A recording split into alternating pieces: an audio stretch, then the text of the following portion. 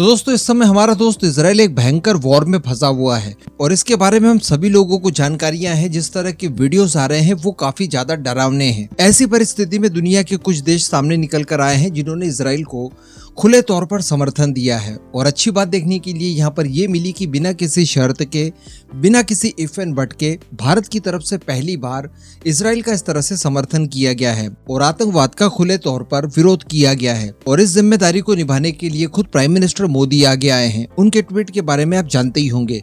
ताजा स्थिति की बात की जाए तो इजराइल रिटेलिएट करना शुरू कर चुका है। इसी बीच बताया जा रहा है कि लेबनान की तरफ से भी इजराइल के ऊपर अटैक्स शुरू हो चुके हैं।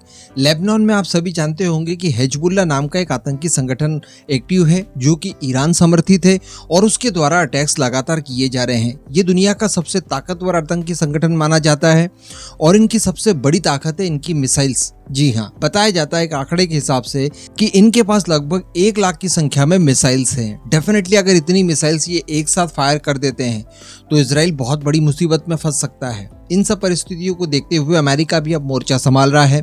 बताया जा रहा है कि काफी जल्द हमेशा की तरह सीरिया की तरफ से भी अटैक शुरू हो सकते हैं। हमेशा ऐसा देखा गया है कि जब भी कॉन्फ्लिक्ट होता है तो गाजा के साथ साथ उनके समर्थन के लिए लेबनान से हिजबुल्लाह और सीरिया से भी कुछ आतंकी संगठन इजराइल के ऊपर अटैक करना शुरू कर देते हैं। इसी बीच दोस्तों इजराइल के जो राजदूत भारत में पदस्थ हैं, नाओर गिलोन, उनकी तरफ से एक बयान आया है और उनका बयान यकीनन भारतीयों को भावुक कर देने वाला है। हम सभी जानते हैं यार कि पिछले 7 दशकों में भारत जब भी युद्ध में फंसा है तब बिना किसी शर्त के, बिना किसी दबाव में आए इजराइल ने भारतीयों की हर संभव मदद की है। इवन 1999 का वॉर हो या फिर 1971 का वॉर हो, जिस दौरान अमेरिका द्वारा बहुत ज्यादा सख्ती वापरी गई थी इजराइल के खिलाफ और इजराइल से ये स्पष्ट तौर पर कहा गया था कि आप भारत को किसी भी तरह की मदद नहीं देंगे। ऐसी परिस्थिति में इजराइल द्वारा जो हथियारों की खेप भारत को दी जा रही थी उनमें तेजी ला दी गई। जी हाँ, और फास्ट ट्रैक मोड पर भारत को हथियार डिलीवर्ड करवाए।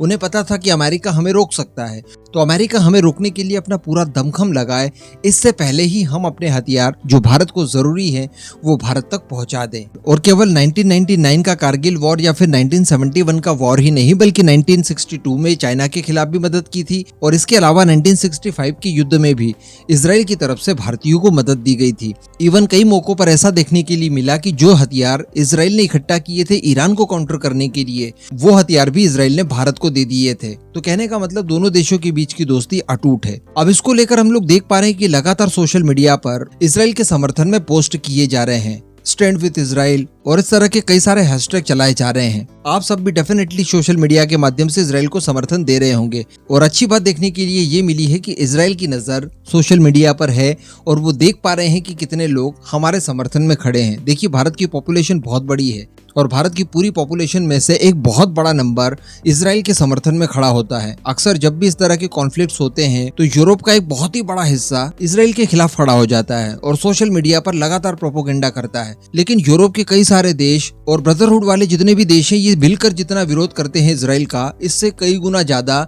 भारत के लोग इजराइल के समर्थन में पोस्ट कर देते हैं। तो इन सब चीजों का महत्व इजराइल को पता है। अब इसी को लेकर इजरायली राजदूत की तरफ से कुछ बातें कही गई है, वो आप सुनिए, मैं आपको वर्ड टू वर्ड बताने वाला हूँ। तो नाओर गिलोन की तरफ से कहा गया है कि हमें भारत में भरपूर समर्थन मिल रहा है। सोशल मीडिया के माध्यम से देश के मिनिस्टर्स, बिजनेसमैन, सिविल सर्वेंट और यहाँ तक कि भारत के आम नागरिक भी हमें सपोर्ट कर रहे हैं। हम जानते हैं कि हमें क्या करना है, लेकिन हमें आप लोगों का नैतिक समर्थन यूं ही चाहिए होगा। आगे उन्होंने कहा कि हमास को हम जानते हैं, वो लोग पीछे छुपना जानते हैं और इस बार उनको पीछे छुपने के लिए इजराइल के कुछ बंदी लोग उनके पास हैं। यानी हमास के लोगों ने जिन इजरायलियों को कैप्चर किया है उन्हें ये लोग शील्ड बनाने जा रहे हैं और उसके बाद फिर ये लोग खुद को पीड़ित बता देंगे। तो ये एक बहुत ही बड़ी समस्या है, इसलिए इंडियन फ्रेंड्स का हमें मजबूती से समर्थन लगातार चाहिए होगा। प्राइम मिनिस्टर मोदी ने जो ट्वीट करके समर्थन दिया है उसको लेकर भी उन्होंने थैंक यू कहा है। आगे नाओर गिलोन ने कहा कि भारत दुनिया के प्रभावशाली देशों में से एक है। ये एक ऐसा देश है जो कि आतंकवाद और उसके संकट को समझता है। हमें यह सुनिश्चित करने की जरूरत है कि हमास आगे इस तरह की क्रूरता जारी न रखे। ये स्पष्ट है कि इन हमलों के पीछे ईरान का हाथ है और जो हथियारों की सप्लाई और ट्रेनिंग वगैरह दी है इसके बारे में हमें जानकारी है। तो अल्टीमेटली आपने देखा कि इजराइल अपने आप में सक्षम है, वो इस तरह के खतरों को अच्छे से जानता है, इन्हें किस तरह से काउंटर करना है इन सब के बारे में उससे जानकारी है, पूरा अनुभव है और पूरी तैयारी भी है उसकी। नो डाउट थोड़ी सी चूक जरूर हुई कि इंटेलिजेंस उसे पहले से नहीं मिल पाई, और मदद के नाम पर आपने देखा कि केवल भारतीयों का लगातार समर्थन मांगा। इसके अतिरिक्त उन्होंने किसी तरह की कोई डिमांड नहीं की। अब ये भारतीयों के ऊपर है कि भारतीय कितना उन्हें समर्थन देते हैं। आप नीचे कमेंट करके जरूर बताइएगा कि आप इस समय क्या इजराइल के साथ खड़े हैं या फिर नहीं।